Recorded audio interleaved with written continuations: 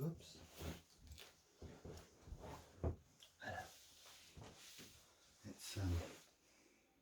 It's 6 o'clock ish. It's day 50 something or other of lockdown. I want to talk about what happens next more positively. In my last video I wasn't very positive, I don't think, really. So I'm checking the doors closed because my wife's been complaining about me making videos early in the morning that I wake everybody up. Yeah, I want to talk more positively.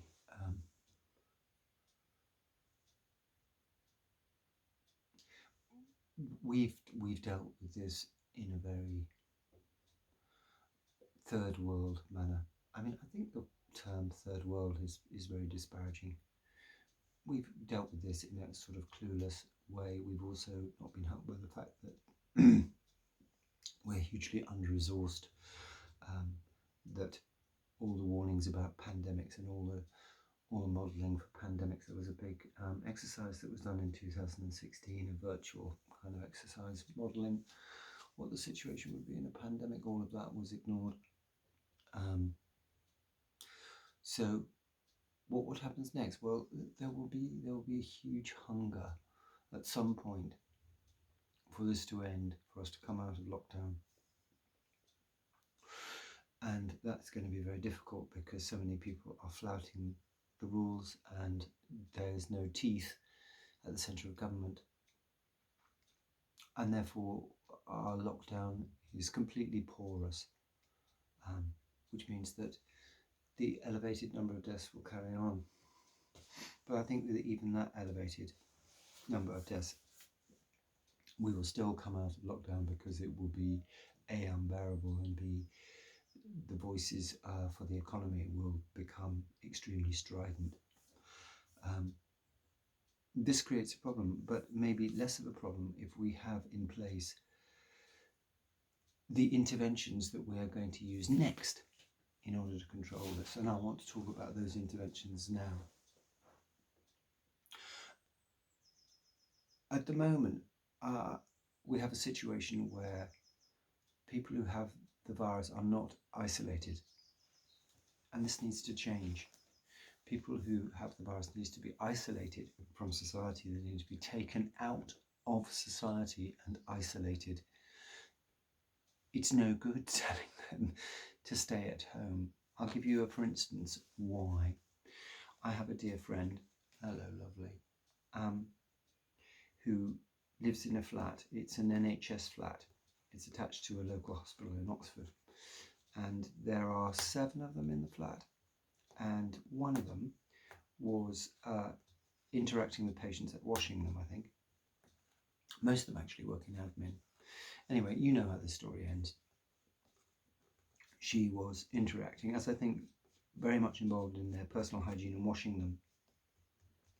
And she had no PPE or inadequate PPE, and she caught the virus. So they are all in quarantine in this flat. And the flat is in a block where there are other flats. I don't know the number. I think it's maybe there's 4 or even 10 more flats, all with 6 or 7 rooms in. Thankfully, all with showers. Anyway, for the moment, this flat they're all isolated. And I mean, I would think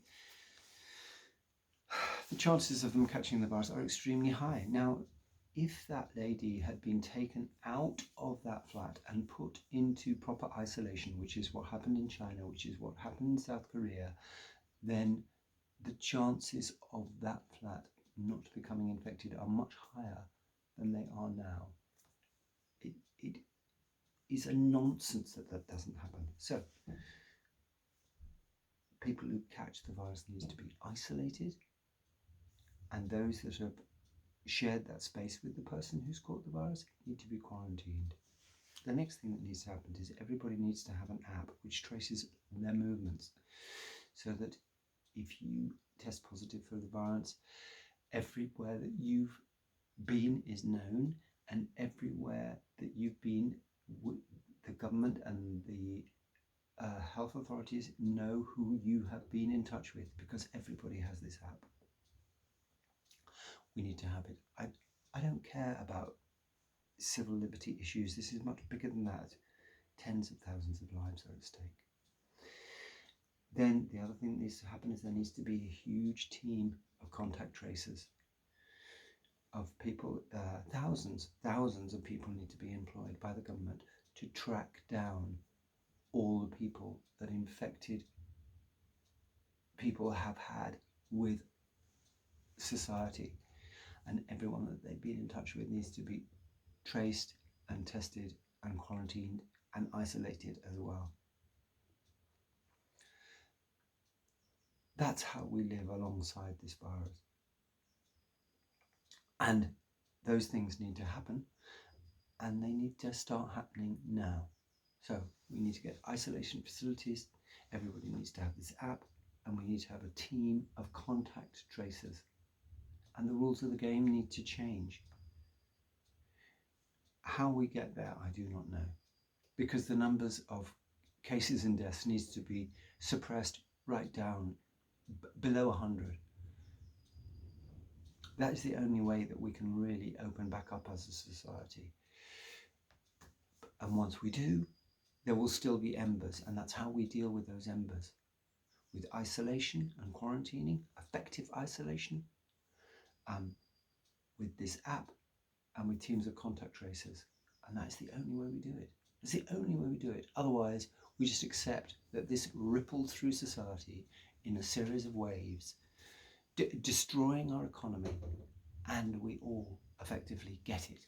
We do get herd immunity by the back door. It can be done, but this government has got to be planning for all of that, and they've got to be doing it now. I read nothing about this. I hear nothing about this in the press, and it's not good enough.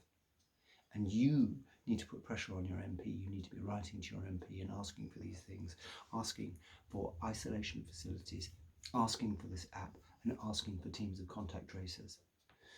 Listen, thank you very much. Have a great day. Bye.